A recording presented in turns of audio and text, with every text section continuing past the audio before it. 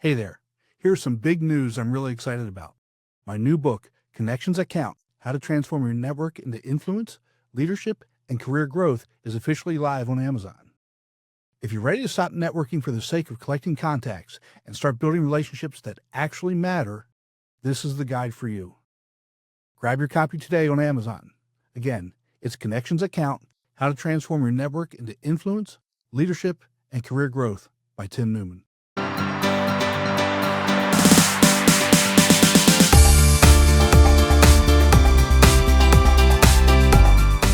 Welcome back to Speaking with Confidence, the podcast that helps you build the soft skills that lead to real results. Communication, storytelling, public speaking, and showing up with confidence in every conversation that counts. I'm Tim Newman, a recovering college professor turned communication coach, and I'm thrilled to guide you on a journey to becoming a powerful communicator. If you think unstoppable authority comes from a loud voice or aggressive body language, you're chasing the wrong goal. That performance collapses the moment someone asks a tough question. Real authority isn't something you put on. It's the quiet confidence that comes from having a system. It's control, not volume. After coaching hundreds of professionals, I've seen the same pattern. The most influential speakers aren't the loudest. They're the calmest under pressure. Today, I'm giving you the exact 3-step formula that I teach. Master scaffolding, the strategic pause, and the unavoidable verdict, and you won't need to try to sound authoritative. You just will be. The first pillar of authority is structure, and this is where most people fail before they even open their mouths. The problem isn't a lack of ideas, it's a lack of scaffolding. When you ramble, jump between points, or fill space with verbal filler words like and you reveal that you don't have a clear internal blueprint. You're building your argument as you go, and the audience feels your uncertainty. The scaffolding principle is simple. Every idea needs a strong, logical, and visible structure. Think of it as pillars, evidence, and conclusion. You don't just talk, you actually build. The most effective way to implement this is with the rule of 3. Our brains are wired to process information in 3s. It's simple, memorable, and feels complete. See what I just did there? When you present 3 main pillars, you give your audience a clear framework. They know where you're starting, where you're going, and how you're going to get there. Here's a real-world example. Imagine you're in a high-stakes team meeting proposing a new project. Instead of dumping all your data set at once, you scaffold it. Your first pillar: this project addresses our biggest customer complaint. Your second pillar: it's achievable with our current quarter's budget. And your third pillar: it positions us ahead of our main competitor. Now, under each pillar, you offer 1 or 2 pieces of key evidence. And this structure does the heavy lifting for your audience. They don't have to work to follow you. And how does this build authority? Because clarity is a form of professional respect. It shows you've done the thinking beforehand. It demonstrates control and discipline. The common mistake is to overcomplicate the structure, trying to include every minor point. But authority comes from simplification, not complication.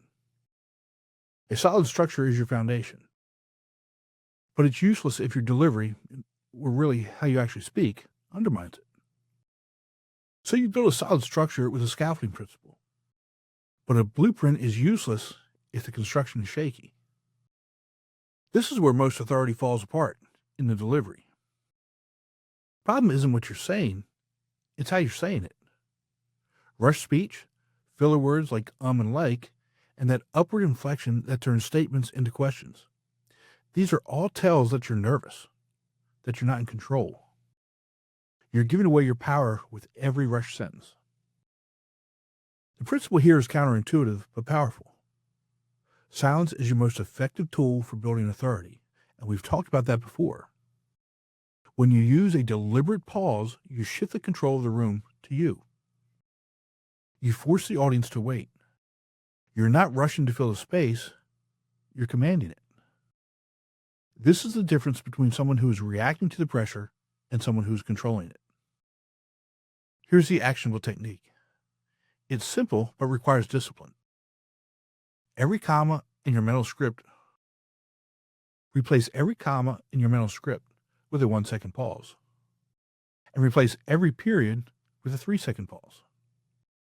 This does two things immediately. First, it physically forces you to slow down and control your breathing, which also calms your nervous system. Second, it systematically eliminates filler words because you're giving yourself designated spaces to actually breathe and think. But the real power move is what you do during that 3-second pause after a key point. You look at your audience, you make eye contact, and that silence signals what I just said is important. And I'm giving you time to absorb it. The psychological effect is profound. It makes your words feel heavier, more considered. You're not just sharing information, you're landing ideas. I saw this in action with a client during a panel Q&A. She was asked a challenging, almost hostile question. Instead of rushing to defend her position, she took a full 3-second pause, made eye contact with the questioner, and then began her answer with a calm, scaffolded response. The entire dynamic shifted. She wasn't defensive. She was in control. The ability to be silent under pressure is the ultimate sign of composure. Another example is I saw a video with Steve Jobs one time where he was asked a pretty tough question, and he actually paused for 20 seconds before he answered it. And that really showed that he was truly thinking about his response and getting his ideas or getting the answer in a way that he could express it and so that it made sense. The common mistake is the discomfort that fills that silence with a or so. You need to fight that urge. Lean into the quiet. It's where your authority actually grows. Now you have control over your structure and your delivery. But without this final step, you're just a clear, calm speaker. Authority isn't just about how you communicate. It's about why. The problem I see most is speakers who present to inform rather than to transform. They share data. They list features, but they fail to inspire action or change minds. They're a data dump, not a guide. And this brings us to the unavoidable verdict.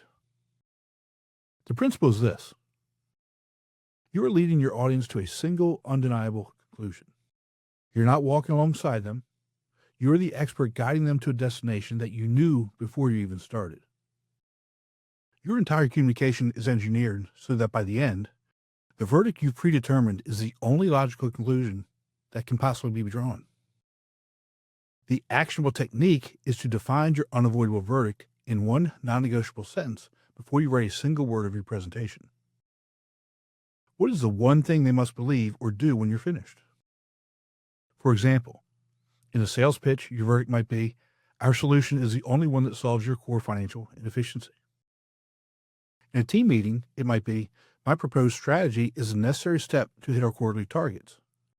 Everything you say, your 3 pillars, from step 1, your evidence, your strategic pauses from step 2, all of it serves to build an airtight case for that verdict. Let me give you another real-world example from my coaching. A client was preparing a pitch to a major investor. Her verdict was, investing in our platform will give you a monopoly on an emergency market niche. We structured her entire pitch around 3 pillars: the size of the unmet need, the uniqueness of her technology, and the scalability of the business model. Every piece of evidence pointed directly to that verdict. She used strategic pauses to let the weight of each bullet sink in. The result? The investor didn't just agree, he said it felt like the only logical outcome. And that's authority. The common mistake is presenting information without a clear point of view or call to action. You leave the audience to connect the dots themselves, and they often won't. When you guide them to an obvious necessary conclusion, your expertise becomes indispensable. And that's the complete system. Scaffolding for structure, the strategic pause for delivery, and the unavoidable verdict for impact. These 3 steps form a formula for genuine authority that works because it's built on control, not performance. Remember, authority isn't about being the loudest voice in the room. It's about being the calmest under pressure. Here's what I want you to do next. Pick one of these 3 steps, whichever feels most challenging to you right now, and practice it this week in a low-stakes situation. Maybe it's structuring your next team update using the rule of 3. Maybe it's consciously inserting 3-second pauses during a one-on-one conversation. Or maybe it's defining your unavoidable verdict before your next presentation. The goal isn't perfection. The goal is to build a habit of control. When you master this system, you won't need to try and sound authoritative. Your calm, structured, and purposeful communication will make authority unavoidable. And that's the real transformation, from tracing authority to embodying it naturally. That's all for today. Remember, we're looking for progress, not perfection. Be sure to visit speakingwithconfidencepodcast.com to get your free ebook, Top 21 Challenges for Public Speakers and How to Overcome Them. You can also register for the Foreman for Public Speaking course. Always remember, your voice has the power to change. We'll talk to you next time. Take care. That's it for today's episode. But before you go, don't forget to grab your copy of my brand new book, Connections That Count: How to Transform Your Network into Influence, Leadership, and Career Growth, available now on Amazon. It's time to turn your network into real influence and career growth. Pick it up today and start making your connections count.